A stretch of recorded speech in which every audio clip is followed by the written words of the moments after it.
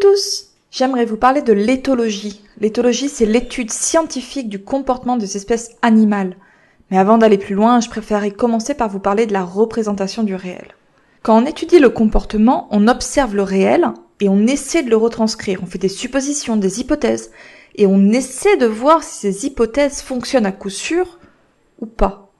Attention, il ne s'agit pas de trouver des preuves que l'hypothèse fonctionne, mais tout au contraire de trouver chaque petite situation où elle ne marche pas. Il s'agit réellement d'essayer de détruire l'hypothèse que l'on a construite, et si on n'y arrive pas, pendant assez longtemps, alors peut-être qu'il s'agit d'une représentation fidèle de ce qu'il se passe réellement. Lorsque l'on parle des chiens, on parle malheureusement d'une espèce assez peu étudiée finalement.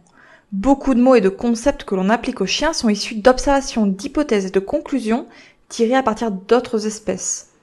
Ce n'est pas forcément gênant en soi, mais il faut s'assurer que cela corresponde réellement aux chiens avant de tirer de grandes conclusions.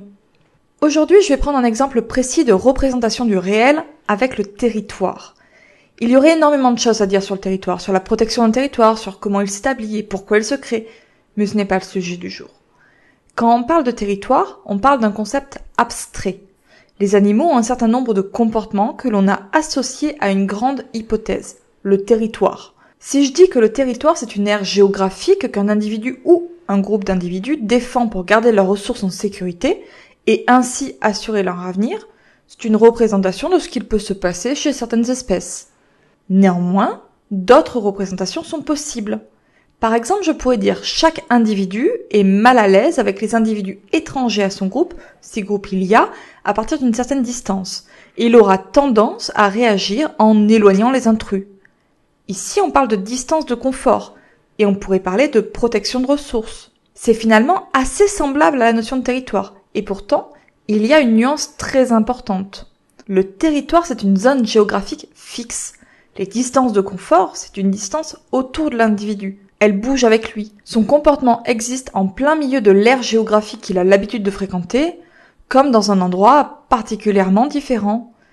Ici, on pourrait dire que le territoire se déplace avec l'individu. Même chose pour les protections de ressources. Cela se déplace avec les ressources.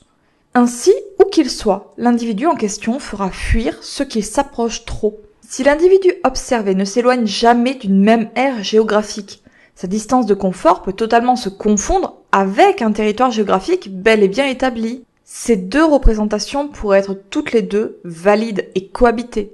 Ou peut-être que la notion de territoire n'existe pas, et que plein de petites notions sont en réalité en jeu. Concernant le territoire, il est important de noter que de nombreux chiens ne défendent pas leur jardin, qu'ils laissent les autres rentrer comme ressortir, qu'ils n'ont aucune appréhension à faire des rencontres en l'intérieur ou à accepter un nouveau venu. On pourrait également noter qu'un territoire devrait se protéger, se marquer à travers un marquage urinaire par exemple, ce qui n'est heureusement pas le cas pour les personnes vivant sans jardin, et que l'individu ne devrait pas avoir beaucoup de raisons de sortir de son territoire. Or les fugues ne sont pas rares chez les chiens. Tous ces petits points doivent être pris en compte dans le concept du territoire chez le chien. Et c'est là où il faut vraiment faire attention aux conclusions que l'on va tirer. C'est tout le problème de la représentation du réel. Remettre une conclusion ou un concept en cause, ce n'est pas dire que le réel n'existe pas ou que ce que l'on a observé est faux. Face à une même situation, nous n'allons pas tous la décrire de la même manière, nous n'allons pas tous remarquer les mêmes détails. Il peut être intéressant de se souvenir que ces concepts abstraits dont nous parlons sont des représentations plus ou moins justes du réel. Elles n'ont pas vocation à être gravées dans le marbre, mais au contraire, elles doivent être remises en question par le réel afin de devenir le plus exact possible. C'est très important qu'elles soient bousculées, remises en cause, discutées, d'autant plus que lorsque nous allons nous en servir par la suite pour tirer d'autres conclusions ou choisir des méthodes, et dans le cas du chien, des méthodes éducatives. C'est pour ça que l'étude du comportement est vraiment une science. Ce n'est pas quelque chose de facile ou d'évident. On peut se tromper et on peut très mal représenter le réel.